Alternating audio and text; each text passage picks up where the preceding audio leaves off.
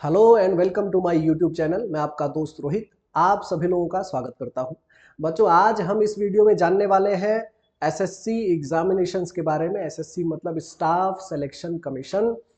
कौन सा exam pattern होता है, कौन से पोस्ट होते हैं, सैलरी कितनी है, ग्रोथ कितना है, एग्जाम में सब्जेक्ट कौन कौन से हैं, मॉड्यूल कौन से हैं, सब कुछ हम जानने वाले हैं एसएससी के एग्जामिनेशंस के बारे में। बच्चों, मैंने इसके पहले वाले वीडियो में आपको रैंकिंग के बारे में बताया था। एसएससी का जो एग्जाम है उसको मैं क्लियर कर दूं कि सेंट्रल गवर्नमेंट के अंदर जितनी भी मिनिस्ट्री आती है, चाहे वो फाइनेंस मिनिस्ट्री हो, फाइनेंस मिनिस्ट्री के बाद अगर आप एक्सटर्नल अफेयर्स मिनिस्ट्री ले लो, उसके बाद होम मिनिस्ट्री ले लो, जितनी भी मिनिस्ट्रीज आती हैं, तो मिनिस्ट्री में जो ऑफिसर की पोस्ट होती है, उस ऑफिसर के पोस्ट के लिए जो रिक्रूटमेंट करता है वो स्टाफ सिलेक्शन कमीशन करता है। मतलब जो सेंट्रल गवर्नमेंट के ऑफिसर की पोस्ट है, सेंट्रल गवर्नमेंट के मिनिस्ट्री के अंदर जो डिपार्टमेंट है उसमें जो क्लरिकल की पोस्ट है, उन सब का रिक्रूटमेंट एसएससी करता है।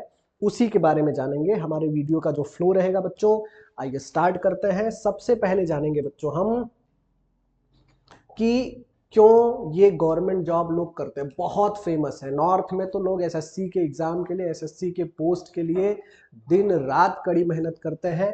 ऐसा क्या है कि लोग गवर्नमेंट जॉब करना चाहते हैं या फिर करना चाहिए, क्यों इसके लोग दीवाने हैं, एकदम इत्मीनान से जानेंगे। Total exam in a year, एक साल में बच्चों कितने एग्जाम होते हैं ये जानेंगे। सिलेबस और पेपर पैटर्न क्या है ये जानेंगे। और सबसे ज्यादा इंटरेस्टिंग पार्ट, क्योंकि मोटिवेशन यहीं से आता है, सैलरी और ग्रोथ, ये जानेंगे बच्चों। चलिए एक एक चीजें स्टार्ट करते हैं। सबसे पहली चीज कि यार गवर्नमेंट जॉब चाहिए क्यों। प्राइवेट में भी पैसा है तो भी गवर्नमेंट जॉब की तरफ ज्यादा से ज्यादा बच्चे क्यों जा रहे हैं, क्या रीजन है। सबसे पहला रीजन है जॉब सिक्योरिटी। जॉब सिक्योरिटी का मतलब, अगर आपके पास एक सरकारी नौकरी आ गई तो आप 60 साल की एज तक, जब तक रिटायर नहीं होते, आपका एक सिक्योर जॉब होगा। क्योंकि एक अच्छी लाइफ के लिए, अच्छे फैमिली की चीज़ों को पूरा करने के लिए एक सिक्योर जॉब होना जरूरी है। तो जॉब सिक्योरिटी सबसे इंपॉर्टेंट फैक्टर है गवर्नमेंट जॉब में। सबसे ज्यादा सिक्योर गवर्नमेंट जॉब ही है।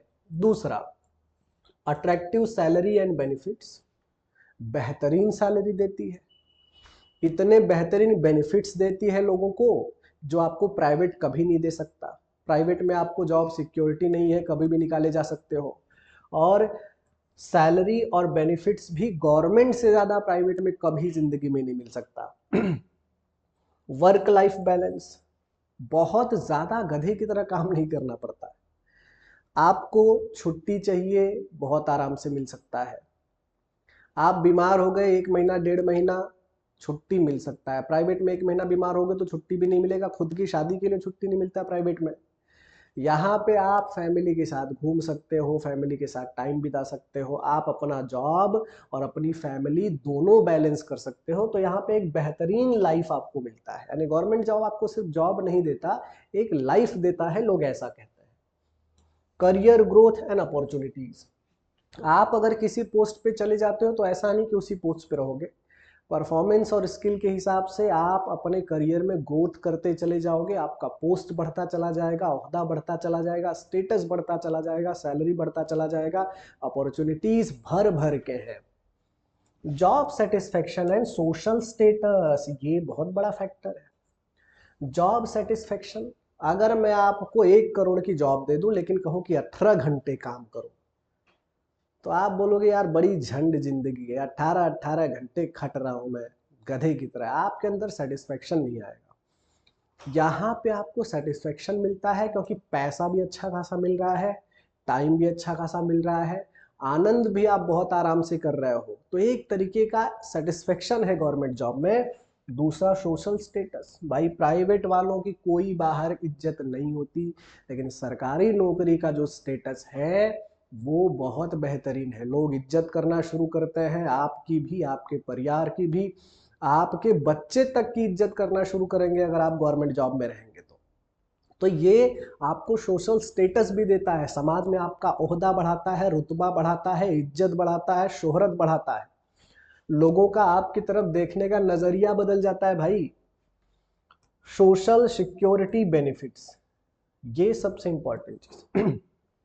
रास्ते में चलते फिरते चाहे प्राइवेट जॉब में कोई भी हो, कभी भी उसके साथ कोई भी हादसा हो सकता है, कोई बदतमीजी कर सकता है, कोई मारपीट कर सकता है, कोई हाथ दिखा सकता है, आंख दिखा सकता है, हाथ उठा सकता है। प्राइवेट वाला बेचारा ज्यादा से ज्यादा करेगा, कंप्लेन करेगा, नहीं छोड़ देता है। लेकिन गवर्नमेंट एम्प्लॉय अगर आप हो तो आपके ऊपर एक उंगली उठाने का मतलब गवर्नमेंट के ऊपर उंगली उठाना। और आप सोचो कि गवर्नमेंट के ऊपर अगर कोई उंगली उठा रहा है तो उसकी जिंदगी कोर्ट कचहरी के चक्कर काटते काटते खत्म होने के कगार पे पहुंच जाएगी। तो ये बेहतरीन सोशल सिक्योरिटी देता है, आपसे कोई नजरें उठा के बात तक नहीं कर सकता, गुस्से में आपको कोई उंगली नहीं दिखा सकता। आपके ऊपर उंगली उठाना मतलब सरकार के ऊपर उंगली उठाना, ये आपको, आपके परिवार को एक बेहतरीन सिक्योरिटी देता है। पोस्ट रिटायरमेंट बेनिफिट्स, रिटायर होने के बाद भी आपके मजे हैं। कई बेनिफिट्स ऐसे गवर्नमेंट आपको देती है कि रिटायर होने के बाद भी कुछ में पेंशन होता है, कुछ में टीडीए कटता है, कुछ एफडीज होती हैं आपकी, ये सब बेनिफिट आपको मिलेंगे। और contributing to the nation building, एक सबसे इंपॉर्टेंट फैक्टर है कि आप किसी के नौकर नहीं रहोगे, सरकार के भी नौकर नहीं रहोगे, आप गवर्नमेंट सर्विस करते हो, आप गवर्नमेंट को अपनी सेवाएं देते हो, देश को अपनी सेवाएं देते हो, तो वो आपके लिए नेशन बिल्डिंग में बहुत इंपॉर्टेंट रोल प्ले कर रहे हो आप, इसलिए आपकी इतनी इज्जत है। ये सारी चीजें हैं, इसके अलावा भी बहुत कुछ है जो सरकारी नौकरी में आपको मिलता है। इसलिए ज्यादा से ज्यादा बच्चे इंजीनियरिंग के, एमबीए के, एमसीए के पहली चॉइस यही, पहला उनका यही रहता है कि यार एक बार गवर्नमेंट जॉब का एग्जाम दे दिया जाए। आगे चलते हैं बच्चों। एसएससी में कितने टाइप का एग्जाम आप दे सकते हो? हम 10th बेस, 12th बेस और ग्रेजुएशन पे आए हैं। अगर आप 10th पास हो तो मल्टीटास्किंग, कांस्टेबल जनरल ड्यूटी और हवलदार, ये 3 एग्जाम दे सकते हो। लेकिन इसमें फिजिकल भी होता है। 10वीं अगर आप पास हो, 10वीं के बेस पे 3 एग्जाम दे सकते हो आप बच्चों। 12th के बेस पे CHSL, स्टेनो, ग्रेड C और D, constable general duty, 3 exam यहां दे सकते हो। अगर आप ग्रेजुएट हो तो बच्चों आप CGL दे सकते हो, जेई दे सकते हो, इसके लिए इंजीनियरिंग की डिग्री लगेगी। CPO दे सकते हो, ये दिल्ली पुलिस में आता है, 3 एग्जाम यहां दे सकते हो बच्चों। यानी अगर आप ग्रेजुएट हो तो सब कुछ दे सकते हो, 12th पे हो तो ये दोनों दे सकते हो, 10th किया हो तो आप ये दे सकते हो। कुछ पोस्ट में फिजिकल टेस्ट भी आपका होगा, उसके बारे में भी डिटेल में जानेंगे। यानी एसएससी में आप साल के 1, 2, 3 यानी 9 एग्जाम दे सकते हो। अगर आपका इंजीनियरिंग का डिग्री नहीं है तो एक यहाँ से कम कर लो, फिजिकली फिट नहीं हो सकते हो तो 2 कम कर लो, यानी सब मिला जुला के 9 एग्जाम का चॉइस आपके पास है। इंजीनियरिंग की डिग्री नहीं है, बीए, बीकॉम, बीएससी हो तो इंजीनियरिंग हटा दो, 8 एग्जाम साल भर में आप दे सकते हो। सेम सिलेबस पे, एक ही सिलेबस पढ़ना है आपको, अलग अलग सब्जेक्ट का, वही सब्जेक्ट इन सारे एग्जाम में आता है। एक बार अच्छे से तैयारी करोगे तो साल भर में 8 एग्जाम आप दे सकते हो। बारी बारी से इन सारे एग्जाम का पेपर पैटर्न, सिलेबस जानेंगे बच्चों। सबसे पहले syllabus and paper pattern of SSC, ध्यान दो। अगर आपको एमटीएस का एग्जाम देना है तो क्या प्रोसेस है? आप टायर 1 दोगे, ऑनलाइन एग्जाम, उसके बाद ये फिजिकल टेस्ट होता है, फिजिकल एफिशिएंसी टेस्ट, वो खाली क्वालिफाइंग होता है, उसको खाली पास करना होता है। अगर ये आपने कर लिया तो डायरेक्ट हो जाती है आपकी ज्वाइनिंग। अगर CHSL का एग्जाम देना है बच्चों तो टायर 1 में होगा एग्जाम, टायर 2 में होगा। टायर 2 के बाद कुछ पोस्ट ऐसे हैं जिनके लिए इंटरव्यू होता है, कुछ पोस्ट ऐसे हैं जिनके लिए इंटरव्यू नहीं होता है, और इंटरव्यू के बाद आपकी हो जाएगी ज्वाइनिंग। अगर आप CGL दे रहे हो तो टायर 1 का एग्जाम खाली क्वालिफाइंग है, पहला एग्जाम। टायर 2 दूसरा एग्जाम। अच्छा, करेक्शन कर लीजिएगा कि CHSL में इंटरव्यू नहीं है बच्चों, ऑफिसर पोस्ट में इंटरव्यू है। टायर 2 के बाद आपका कुछ पोस्ट के लिए इंटरव्यू होगा, कुछ पोस्ट के लिए नहीं है, और उसके बाद होगी ज्वाइनिंग। क्लरिकल वाले में इंटरव्यू अब नहीं लेती है गवर्नमेंट, ऑफिसर के पोस्ट के लिए ही इंटरव्यू होता है, सीजीएल ऑफिसर पोस्ट है क्योंकि ये ग्रेजुएट लेवल पे आता है। और उसके बाद है बच्चों सीपीओ। सीपीओ में पहले टायर 1 का एग्जाम होगा, फिर फिजिकल आपको क्वालिफाई करना पड़ेगा, फिर आपका टायर 2 होगा, मेडिकल एग्जामिनेशन होगा, उसके बाद होगा ज्वाइनिंग। ये सब तो प्रोसेस है, इतने स्टेजेस पे आपको ज्वाइनिंग मिलती है। हर एग्जाम का बारी बारी से सिलेबस, पेपर पैटर्न, सब्जेक्ट, कितने मार्क्स, कितने मिनट और कितने क्वेश्चन है, ये भी एकदम इत्मीनान से समझ लेते हैं। सबसे पहले बच्चों आते हैं हम एमटीएस पे। एमटीएस का एग्जाम जो होता है बच्चों, 2 सेशन में एग्जाम होगा, सेशन 1 और सेशन 2, एक ही दिन में। सेशन 1 में मैथ्स और रीजनिंग आएगा, 2 सब्जेक्ट, 20-20 क्वेश्चन, 60-60 मार्क्स के लिए, यानी 40 क्वेश्चन 120 मार्क के लिए 45 मिनट का ये होगा आपका सेशन 1। और उसके बाद तुरंत सेशन 2 होता है जिसमें जनरल अवेयरनेस और इंग्लिश पूछा जाएगा। 25-25 क्वेश्चन, 75-75 मार्क्स, यानी 50 क्वेश्चन 150 मार्क्स, ये भी 45 मिनट के लिए। हर क्वेश्चन 3 मार्क का होता है बच्चों। सही करोगे 3 मार्क मिलेंगे, रॉन्ग कर दोगे तो माइनस मार्किंग भी हो जाती है इसमें।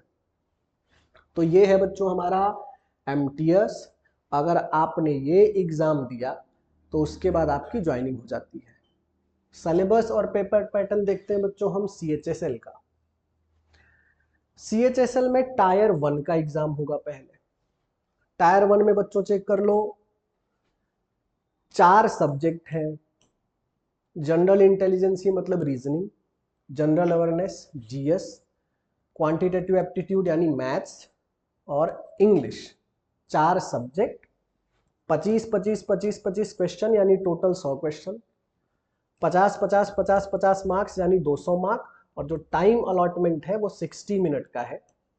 80 मिनट यानी 20 मिनट एक्स्ट्रा उन बच्चों को मिलता है जो स्पेशली एबल्ड है, उनको 20 मिनट बढ़ा के मिलता है। ये है सीएचएसएल का टायर 1। टायर 2 पे आओ बच्चों। टायर 2 बहुत ध्यान से देखिएगा। टायर 2 का एग्जामिनेशन जो होता है सीएचएसएल का, पहले वो क्वालिफाई करोगे, उसके बाद ये टायर 2 का आपका एग्जाम होगा।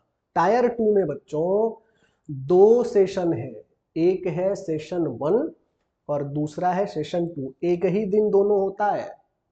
सेशन 1 में आपको मिलेगा बच्चों मैथ रीजनिंग पहले सेक्शन में, ठीक है, 30-30 क्वेश्चन, हर क्वेश्चन 30 मार्क का, 1 घंटा। यानी पहले आपका सेक्शन 1 होगा। सेशन और सेक्शन में कंफ्यूज मत होना, सेशन 1 सेशन 2 का एग्जाम है। अब सेक्शन कौन कौन से, पहले सेक्शन में 2 सब्जेक्ट आएंगे, 1 घंटा 180 मार्क। दूसरे सेक्शन में 2 सब्जेक्ट आएंगे, इंग्लिश और जीए, 1 घंटा, 40 और 20 क्वेश्चन के हिसाब से ये भी 180 मार्क। और जो तीसरा सेक्शन होगा उसमें कंप्यूटर बेस्ड टेस्ट होगा आपका, 15 क्वेश्चन 45 मार्क 15 मिनट के लिए, यानी 2 घंटा 15 मिनट ये वाला दोगे आप।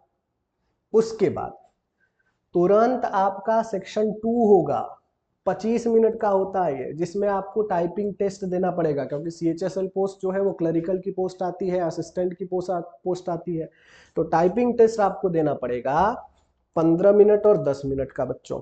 ये है सीएचएसएल का टायर 2 एग्जामिनेशन।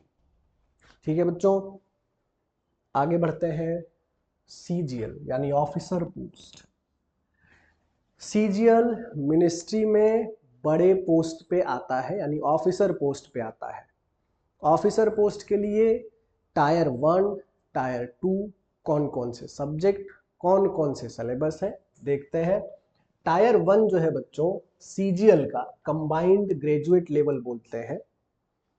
उसमें 4 सब्जेक्ट होंगे, reasoning, general awareness, quantitative aptitude यानी मैथ्स और इंग्लिश। 25-25-25-25 क्वेश्चन यानी टोटल 100 क्वेश्चन, और सब 2-2 मार्क्स के यानी 200 मार्क के रहेंगे, 1 घंटा आपको दिया जाएगा। टायर 1 दोगे, 4 सब्जेक्ट आएंगे। टायर 1 अगर आप क्वालिफाई कर लेते हो तो टायर 2 में चलना पड़ेगा बच्चों। टायर 2 एकदम इत्मीनान से समझिए। टायर 2 का जो पेपर पैटर्न है उसमें 3 सेक्शन है, सेक्शन 1, सेक्शन 2, सेक्शन 3। सेक्शन 1 बच्चों 1 घंटे का होगा, सेक्शन 2 1 घंटे का होगा और सेक्शन 3 होगा 15 मिनट का। ठीक है, 15 मिनट, 15 मिनट का और दूसरा 15 मिनट का। सेक्शन 1 में मैथ रीजनिंग आएगा 30-30 क्वेश्चन, 180 मार्क। सेक्शन 2 में इंग्लिश जी आएगा 45-25 क्वेश्चन, 210 मार्क। और जो सेक्शन 3 है उसमें कंप्यूटर टेस्ट आएगा और आपका डेटा एंट्री आएगा। तो उसके लिए बच्चों 20 और ये हो गया हमारा 60 मार्क, 15 मिनट दिया जाएगा। और 1 डेटा एंट्री टास्क, आपको डेटा एंट्री के लिए एक टास्क दिया जाएगा, उसके लिए 15 मिनट दिए जाएंगे बच्चों। ये है आपका टायर 2। लेकिन जो सीजीएल की पोस्ट है बच्चों, उसमें कुछ डिपार्टमेंट स्पेशल पोस्ट के लिए आते हैं। अगर आप उसके लिए फॉर्म भरते हो, ज्यादातर बच्चों ने जो डिपार्टमेंट स्पेशली चूज नहीं किया है वो टायर 2 में ये एग्जाम देंगे। लेकिन जिन्होंने स्पेशल पोस्ट के लिए, वैकेंसी के लिए फॉर्म फिल किया है, इस एग्जाम के बाद जिसने स्टैटिक चूज किया है उसको स्टैटिक का एग्जाम देना पड़ेगा। 100 क्वेश्चन 200 मार्क के लिए 2 घंटा और बैठना पड़ेगा। बाकी लोगों को जनरल स्टडीज, फाइनेंस और इकोनॉमिक्स में जो स्पेशल सब्जेक्ट में आते हैं उनको इसका एग्जाम देना पड़ेगा। 100 क्वेश्चन 200 मार्क 2 घंटा। यानी कुछ पोस्ट ऐसे हैं जिनका टायर 2 यहाँ खत्म होता है, कुछ पोस्ट ऐसे हैं जिनका टायर 2 यहाँ खत्म होता है 2 एक्स्ट्रा पेपर लिखने के बाद, क्योंकि ये स्पेशल डिपार्टमेंट और स्पेशल पोस्ट होते हैं।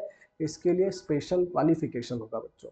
कौन कौन से पोस्ट होते हैं, कितने टाइप के पोस्ट होते हैं, कौन सी मिनिस्ट्री होती है, ये सब हम दूसरे वीडियो में कवर करेंगे, क्योंकि आज हम खाली सिलेबस और पेपर पैटर्न पे बात कर रहे हैं।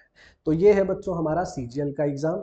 इसके बाद पेपर पैटर्न के बाद, सिलेबस के बाद, एग्जाम के बाद अगर आप क्वालिफाई होते हो तो सीजीएल में कुछ पोस्ट के लिए इंटरव्यू है, इंटरव्यू दे दीजिए, कुछ के लिए नहीं है मत दीजिए। कितने टाइप की पोस्ट है अगली वीडियो में हम कवर कर लेंगे बच्चों।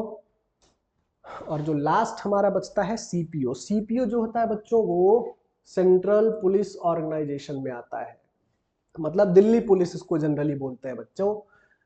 तो इसका जो सीपीओ का एग्जाम पैटर्न है, पेपर 1, पेपर 1 में बच्चों देखो रीजनिंग रहेगा, जीएस रहेगा, मैथ्स और इंग्लिश रहेगा। 50-50-50 क्वेश्चन यानी 200 क्वेश्चन, 200 मार्क, 2 घंटे का ये पेपर होगा, पहला पेपर। उसके बाद स्टेज सेकंड जो होता है बच्चों वो आपका फिजिकल होता है, पीएसटी और फिजिकल एफिशिएंसी टेस्ट यानी पीटी। अब इसका भी स्टैंडर्ड है। स्टैंडर्ड का मतलब हाइट आता है, वेट आता है, रनिंग आता है, ये सब वो सब गूगल पे सर्च करेंगे तो मिल जाएगा। पेपर 1 के बाद आपको स्टेज 2 में आपका फिजिकल देना पड़ता है। जब वहाँ क्वालिफाई हो जाओगे आप, तो वो क्वालिफाई होने के बाद पेपर 2 में ध्यान दो सिर्फ और सिर्फ इंग्लिश आता है। 200 क्वेश्चन 200 मार्क, 2 घंटे का एग्जाम होगा पेपर 2 में। और उसके बाद आपका आएगा मेडिकल टेस्ट बच्चों, क्योंकि ये पुलिस का डिपार्टमेंट है, पुलिस का पोस्ट है, फिजिकल तो लेना ही है बच्चों इसमें। मेडिकल टेस्ट आएगा, मेडिकल टेस्ट के बाद आपकी ज्वाइनिंग हो जाएगी। तो हमने एमटीएस, सीएचएसएल, सीजीएल और सीपीओ सब कुछ हमने एक ब्रीफ में डिस्कशन किया है कि क्या सिलेबस है, क्या एग्जाम है। जब आप प्रिपरेशन करना स्टार्ट करोगे ना बच्चों, तो ये सारी चीजें तो आपको खुद ही पता चल जाएगी भाई। तो अब सबसे इंपॉर्टेंट चीज कि सर क्या मिलता है, पैसा वैसा कितना मिलता है, सैलरी कितना मिलता है। एमटीएस का देखो स्ट्रक्चर, एमटीएस में भी कई पोस्ट के लिए लोग हायर किए जाते हैं। पोस्ट नेम मल्टीटास्किंग हवलदार, 18,000 से लेके 22,000 रुपए तक मिलता है उनको। इन हैंड सैलरी जो आएगी वो 16,000 से लेके 20,000 तक आती है। और पे स्केल 1800 का है। इसके अलावा एचआरए, डीएटीए ये सब अलग से आपको मिलेगा। ये है एमटीएस का बच्चों। सीएचएसएल में देखो, सीएचएसएल में 3 टाइप की पोस्ट के लिए बच्चों को चुना जाता है। एक LDC, lower division clerk, data entry operator. और डेटा एंट्री ऑपरेटर में ग्रेड ए, इसमें भी ग्रेड है। अब देखो इनका पे लेवल जो है 2, 4 और 4 का है। जो एलडीसी है वो 19,000 से लेके 63,000 तक कमा सकता है। अगर आप डेटा एंट्री ऑपरेटर हो तो 25,000 से 81,000 तक सैलरी है। और अगर ग्रेड ए में आते हो तो 25,000 से 81,000 तक सैलरी है। सोचो इतनी बेहतरीन सैलरी क्लरिकल वाले लेवल पे। जब क्लरिकल पे इतनी बेहतरीन सैलरी है, तो जब आप सीजीएल का एग्जाम दोगे, ऑफिसर वाले पोस्ट पे जाओगे, तब कितना बेहतरीन आपका सैलरी होगा। जब आप ऑफिसर यानी सीजीएल का एग्जाम देते हो बच्चों, तो अलग अलग मिनिस्ट्री के अलग अलग डिपार्टमेंट, अलग अलग पोस्ट की सैलरी लेवल के हिसाब से डिवाइड होती है। तो मैं direct average in hand salary पे आता हूँ। सीजीएल में डिपार्टमेंट के हिसाब से लेवल है, level 4, level 5, level 6, level 7, level 8, ये लेवल है पोस्ट के हिसाब से। तो जो लेवल 4 पे आएगा बच्चों, वो कमाएगा 47,000 से लेके 42,000 इन हैंड जो आएगा, ठीक है, इसके बीच में इनकी सैलरी है। जो लेवल 5 में आएगा वो 54,000 से 49,000 तक कमाएगा। लेवल 6 की सैलरी 66 से लेके 60 के बीच में है। लेवल 7 की सैलरी है बच्चों 84 से लेके 75, और अगर आप लेवल 8 में जाते हो तो 89 से लेके 80। ये लेवल कैसे डिसाइड होता है? ये आपके मार्क्स, आपके पोस्ट प्रेफरेंस के हिसाब से डिसाइड होता है कि आप कौन से पोस्ट के लिए अप्लाई कर रहे हो। तो बच्चों ये हो गया सैलरी का हिसाब किताब। तो सैलरी भी अच्छी खासी है, पोस्ट भी अच्छा खासा है। एग्जाम में मेहनत करोगे तो वो भी निकलना शुरू हो जाएगा। सब्जेक्ट क्या है, सिलेबस क्या है, मार्क्स क्या है, ये भी आपको पता है। आप कभी भी स्टार्ट कर सकते हैं, ऑनलाइन ऑफलाइन सेल्फ, हमारे पास भी प्रिपरेशन कर सकते हैं ऑफलाइन सेंटर पे अगर आपको करना होगा तो।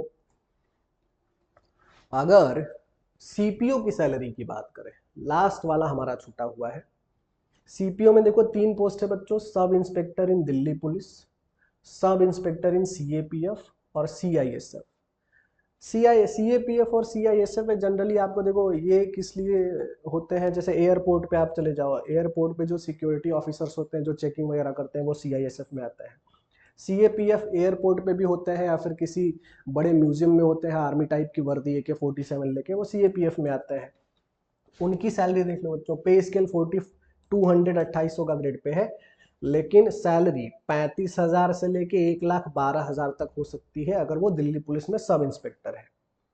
35,000 से 1,12,000 तक हो सकती है अगर वो सब इंस्पेक्टर सीएपीएफ में है, और अगर सीआईएसएफ में हो तो 29,000 से लेके 92,000 तक की आपकी सैलरी होगी। तो अगर किसी को डिफेंस वाला वर्दी वाला कोई पोस्ट चाहिए एसएससी में तो सीपीओ में जा सकता है, ऑफिसर बनना है तो सीएचएसएल में जाओ, और अगर आपको लगता है कि प्रिपरेशन करना ऑफलाइन आपके लिए ज़रूरी है तो पुणे वाले सेंटर पे आप एसएससी के किसी भी एग्ज़ाम के लिए, CGL, CHSL, MTS, GD, CPO, JE, किसी के लिए आराम से हमारे सेंटर पे आके प्रिपरेशन कर सकते हैं। एक्सपीरियंस फैकल्टीज मिलेंगी आपको, डाउट क्लास बढ़िया मिलेगा, बेहतरीन स्टडी मटेरियल, और संडे को एक स्पेशल क्लास देंगे, बेहतरीन तैयारी करवाएंगे, सिलेक्शन में आपकी मदद करेंगे, मेहनत से पढ़ाएंगे, आप भी मेहनत कीजिए। किसी और वीडियो में किसी नए इन्फॉर्मेशन के साथ आपसे मुलाकात होगी। Thank you so much, take care, bye bye.